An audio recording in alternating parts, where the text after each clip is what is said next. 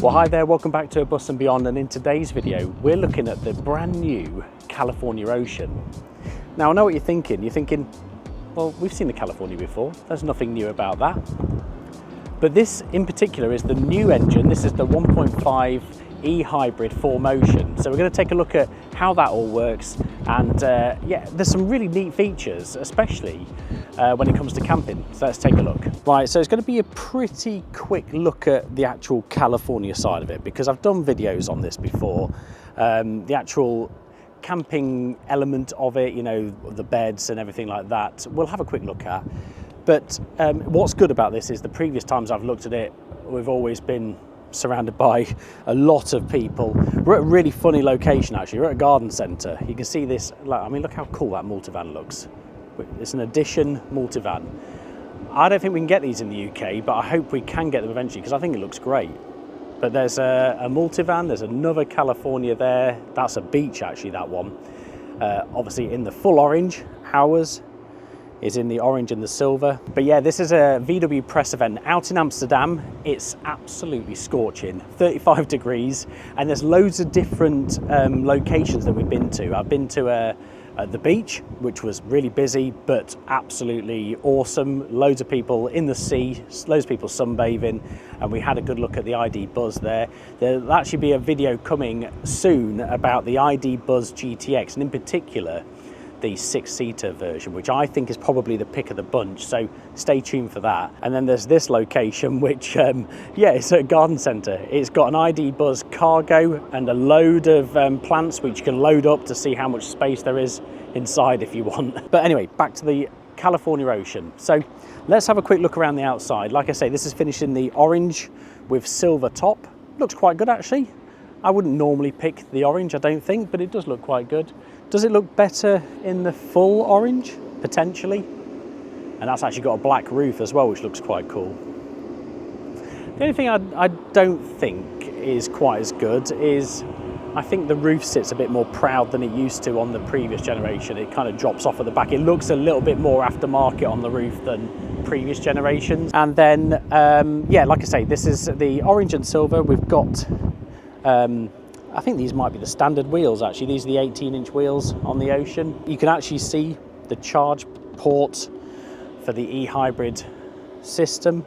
It says California just here. I like that, that looks smart. And then we've got the roof up at the minute. Gives a bit more head height inside. A sliding door on this side, that's obviously the big change with the latest California. You've got a sliding door on both sides. Ocean decal on the back here, and all the California Oceans are on the longer, well, it's not long wheelbase because the wheelbase is the same, but you have a bit more of an extension on the back there. You can get the normal Multivan in the shorter van, but these are all long. Around the back, this in particular is what we're going to talk about today. E Hybrid 4Motion. You've got a California logo down there. Tailgate design at the back. You see the roof up there, and this we have got an awning on the side here as well. This is your electrical hookup point, and then this is your petrol filler cap, and again another sliding door on this side. So let's have a look inside, shall we, because that's where most of the interesting stuff is. You can get these with electric sliding doors. This one isn't fitted with them. It's going a bit nuts because I've left the ignition on to keep the aircon on. More on that later actually. Right, let's start at the front then.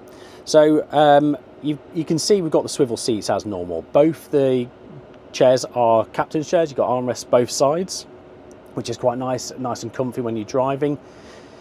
The dashboard we'll have a look at the end of the video, because there's actually quite a lot to look at compared to a sort of more traditional diesel California that you might be more au fait with. Once the two seats are swiveled, you do have a decent amount of space. It's not too bad.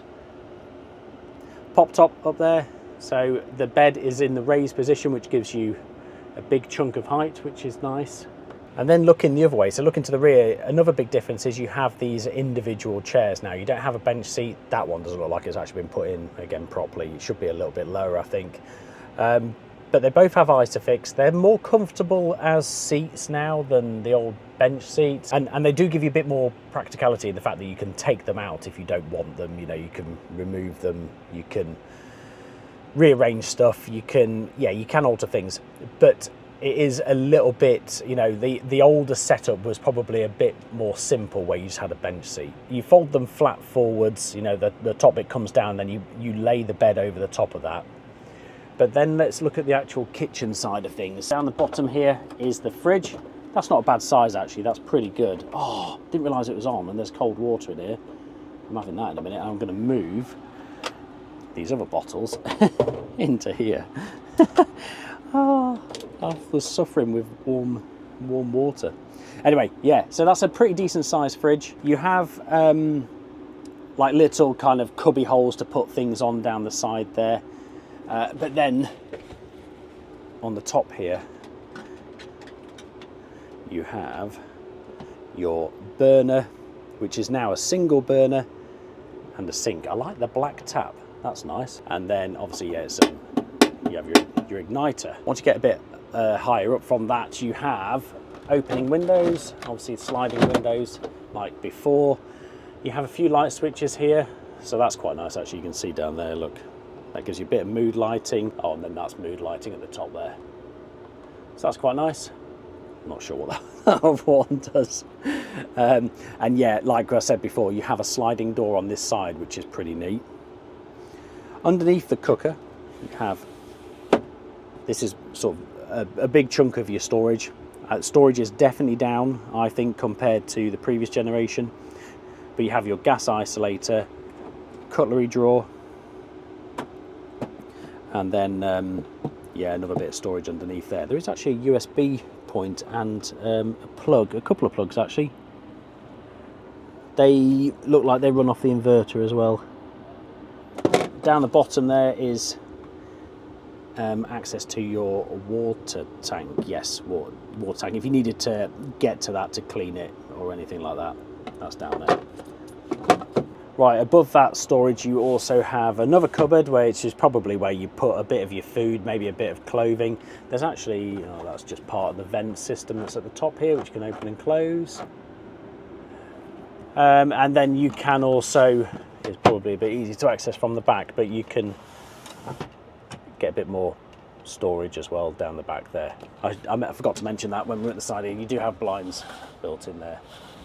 Blackout blinds, and that's on that window, well, basically the side windows, and then there's also a blind you can see that comes up from the bottom there.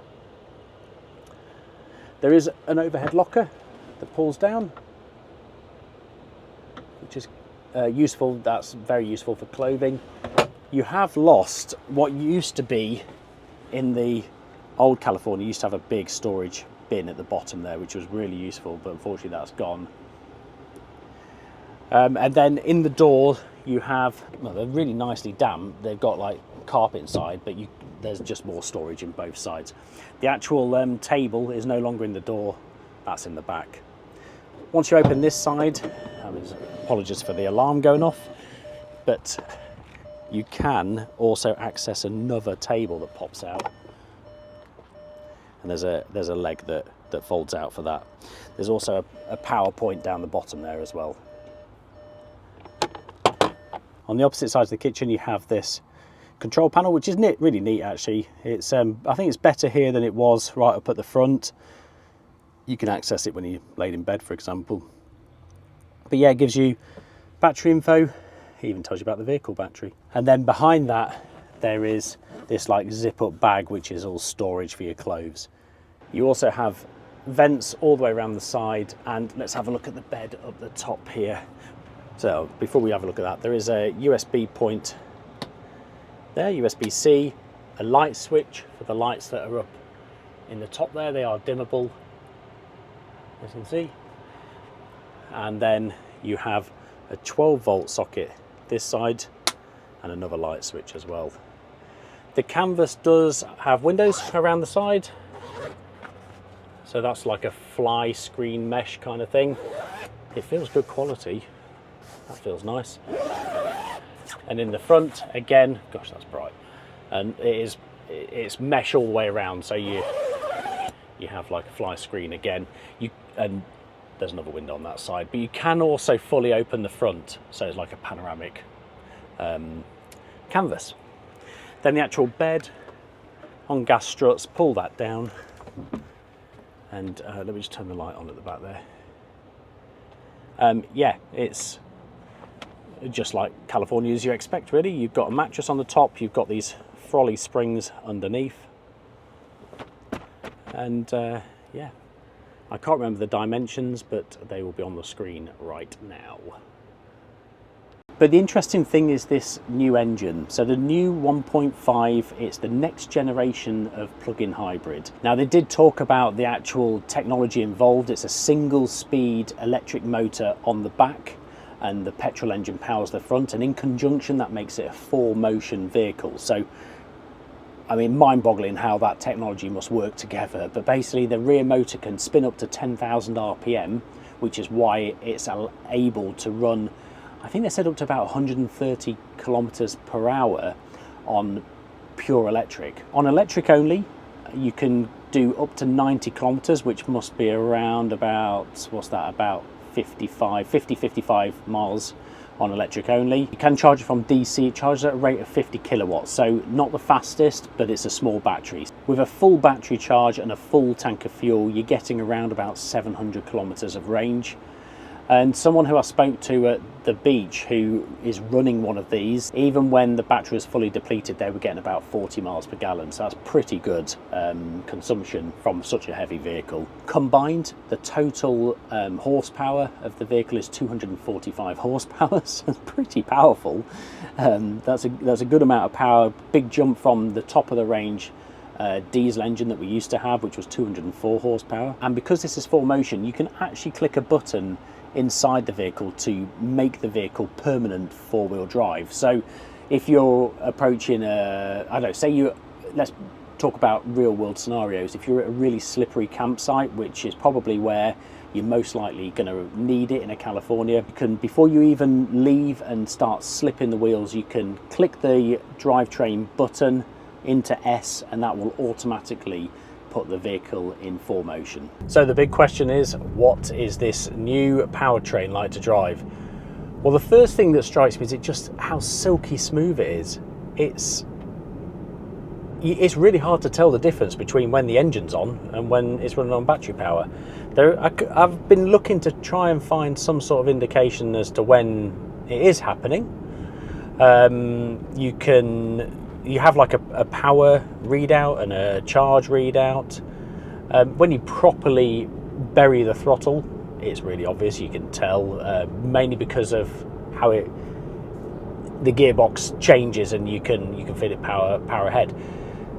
But it's really not that loud an engine. It's really, really refined. It's the suspension is fantastic. It's lovely and smooth. It rides over the bumps nicely. There's a lot of speed bumps here in Amsterdam, and yeah, it's just a really comfy place to be. There's no rattles. I mean, as you would expect with a brand new car, there's no question about that, but it doesn't rattle. The kitchen unit doesn't make any noise over bumps, and yeah, it's just a really comfy place to be. Another clever feature, if you know that you're going to go to a destination that requires you to be on electric. For example, Amsterdam has just switched over to a new ruling where in certain areas you can only be driving an EV. Internal combustion engine cars are no longer allowed to be in there. Thankfully, in those scenarios, plug-in hybrids are included in that EV segment. So therefore, if I, for example, was driving from, let's say, Bruges, I was often coming from Bruges, going to Amsterdam, I need to go into the city centre. Rather than wasting all that electricity, I would be able to switch it to be running the 1.5 litre petrol engine up until the point where I need to be on electric only, and then switch across to electric as and when required. So there's all sorts of different features, but the standout feature that I just, as soon as they said it in the briefing, I was like, that is fantastic. I've not seen that anywhere else before, is because this is a plug-in hybrid and it comes with a decent sized battery, you can run the air conditioning in the vehicle without the engine running. So I asked them, does that mean if I'm at a campsite and I want aircon in my van, can I press the button and then sit in the van and run the aircon? And said, yeah, he's tested it. He has actually done it himself in his Multivan. It's not just the California that does that, it's the Multivan that's also with this hybrid engine. You can turn the aircon on, and that can be in cooling mode or heating mode, and you can run the vehicle with the aircon on and it won't turn off. So I thought that was really incredible. I've not seen that before. Most other aircon units, you need to be plugged into the hookup, and they are standalone units. They're not powered by the actual vehicle battery. Yeah, I think that's really clever. I just wanted to add a bit more about this sort of stationary air conditioning feature, because whilst it was an actual slide in the presentation, in the briefing, I have sort of heard mixed views on whether this is fully possible to run actual, you know, condensing kind of air conditioning, proper refrigerant air conditioning. The guy who I spoke to, who said he has tried it in his Multivan, he did say, when I spoke to him later in the evening, he did say what he did is he got in the driver's seat, shut the door, turned on the air conditioning, and then he said if you get out the vehicle, it detects that you've left, so therefore it will eventually switch it off. What he did is he climbed through into the back of the van, left the van shut, and for the duration he was in the van, it kept running and running and running.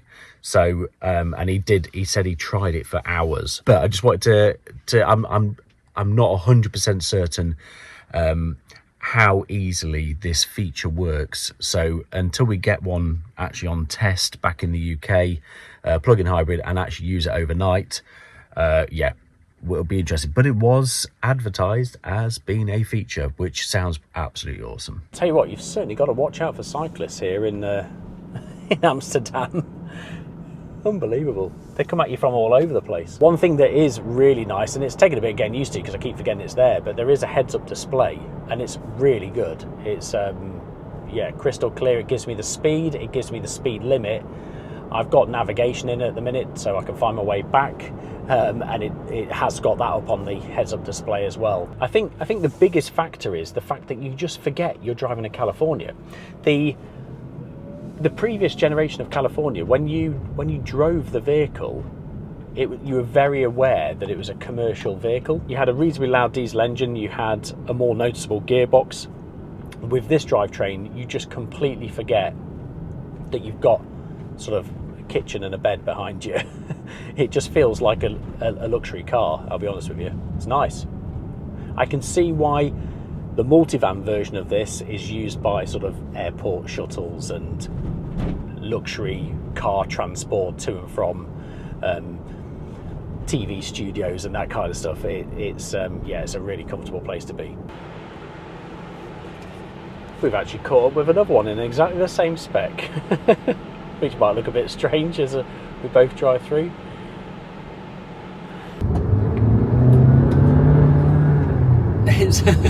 It sounds alright as well. It's quite funny. It is far quicker than, I mean, we had a 150 horsepower California, so it was the slower of the two, but this is so much faster. 245 horsepower. The throttle response is good because you have the electric pickup, and then there's a little bit of a delay when the actual engine kicks in, or well, I think the engine's already running, but it's when the gearbox drops down.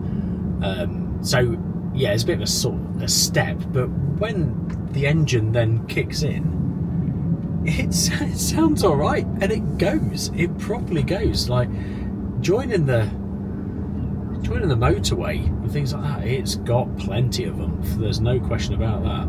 And I really don't think it'll make much difference when you're fully loaded. I think I might have just gone the wrong way again. Right then, so what do you think?